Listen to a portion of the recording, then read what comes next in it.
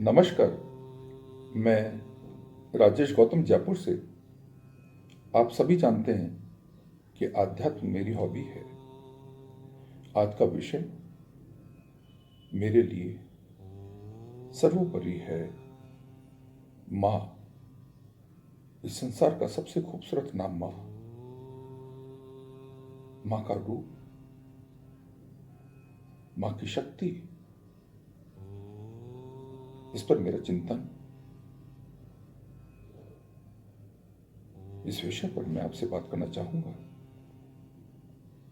इस पूरी सृष्टि में माँ समाई है। ये पूरी सृष्टि जगत जननी दुर्गा रूप के अंदर, जहां पर एक बीज बोने से लाखों बीज पैदा हो जाते हैं, तो ये पूरी सृष्टि में मां समाई है। मां के अलग अलग रूप हैं पूरी सृष्टि के अंदर। सनातन धर्म में मां के 5 रूप बताए गए हैं। जननी, जो जीव को जन्म देती है, जननी मां। जन्मभूमि, जब मां के गोद से उतर करके वो भूमि पे आता है तो घुटनों के बल चलता है, चलना सीखता है। तीसरा, गौ मां। गौ को कभी भी जानवर नहीं कहना चाहिए। जीवन भर उस जीव को अपना दूध पिलाती है। चौथा, तुलसा मां। तुलसा को कभी पेड़ नहीं समझना चाहिए, जो कि जीव की रोगों से रक्षा करती है। और पांचवा, गंगा मां, मोक्षदायिनी। आखिरी में उसी में वो जीव समा जाता है। तो जन्म देने वाली मां 9 महीने अपने पेट में पालती है, अपने आंचल में। फिर जन्मभूमि, जिसकी गोद में, जिसके आंचल में घुटने के बल चलता है। गौ मां उसे अपना दूध पिलाती है। तुलसा मां उसकी रक्षा करती है। और गंगा मां उसका मोक्ष देती है। तो जन्म से लेकर के मृत्यु तक वो पांचों मां के आंचल में ही रहता है। तो मां का इतना विराल रूप वर्णन, मां की जगह इस संसार में, सृष्टि में कोई नहीं ले सकता। मां के जीवन का त्याग संतान के लिए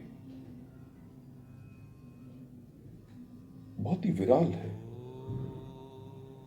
और उसका ऋण इस संसार में न तो कोई उतार पाया है और न ही कोई उतार पाएगा। भगवान ने भी अगर इस पृथ्वी पे जन्म लिया है तो उसको भी मां की आवश्यकता पड़ी है।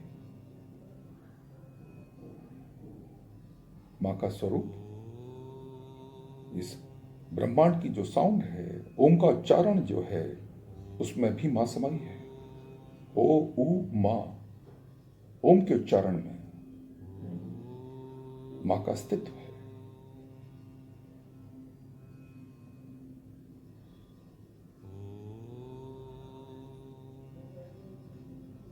मां का स्थान सर्वोपरि है, उससे ऊपर कोई नहीं है।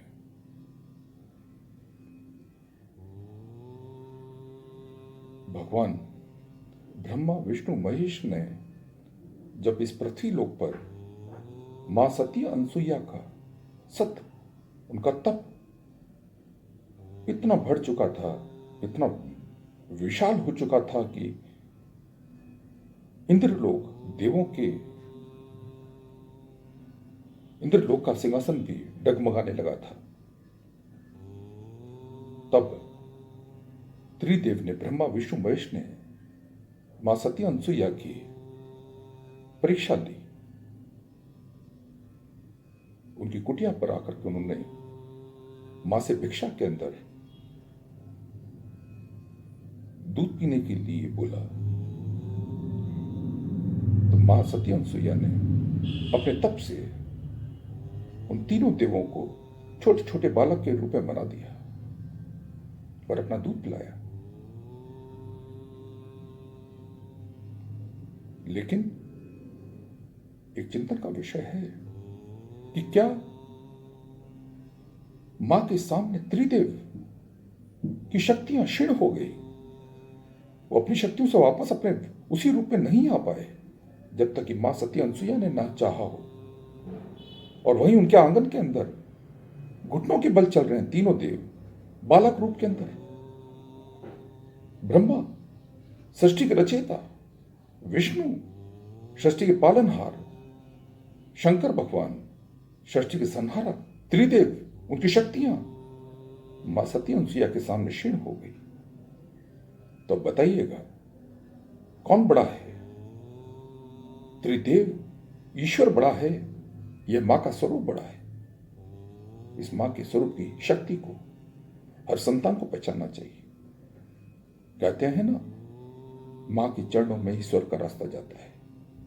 इस संसार में सब कुछ नश्वर है, एक दिन सब कुछ मट्टी में मिलना है, लेकिन जननी मां की सेवा अमर और अमिट होती है।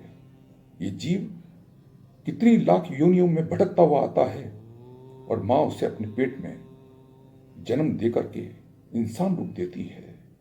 तो मां का ऋण इस संसार में कोई नहीं लौटा सकता। भगवान राम कृष्ण ने भी जन्म देने के लिए मां की आवश्यकता पड़ी है।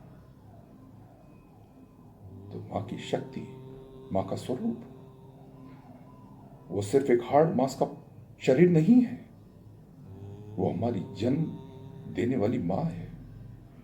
अगर हम अपना सर्वस्व उसके चरणों में न्यौछावर भी कर दें तो भी कम है। हमारा पुत्र धर्म यह कहलाता है कि हम अपनी मां को महारानी बना करके रखें, भगवान मान के उसकी पूजा करें, दुनिया की सारी खुशियां उसके चरणों में समर्पित कर दें। मां का स्वरूप बहुत विराल होता है। वो भाग्यशाली होते हैं जिनके मां होती है। वो भाग्यशाली होते हैं जिनके नसीब में मां की सेवा होती है। मां की सेवा का खजाना इंसान जितना भी ले उतना कम है।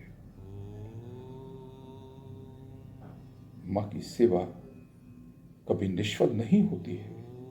वो जीव इस संसार को छोड़ के जहां भी जाएगा, उसकी मां का आशीर्वाद प्रकाश पुंज के रूप में उसका मार्गदर्शन करता जाएगा, उसका कल्याण करता जाएगा।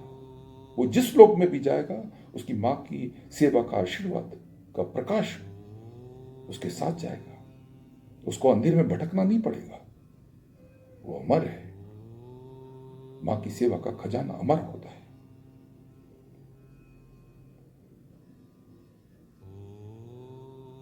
संसार में सब कुछ पाया जा सकता है,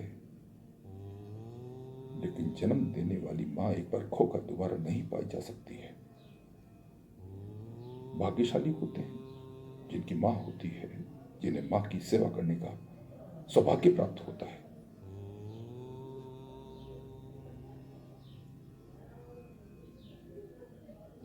तो ये मां पर मेरे विचार आपको पसंद आए होंगे। जय मां श्री, जय मां भवानी, नमस्कार, जय सिया राम।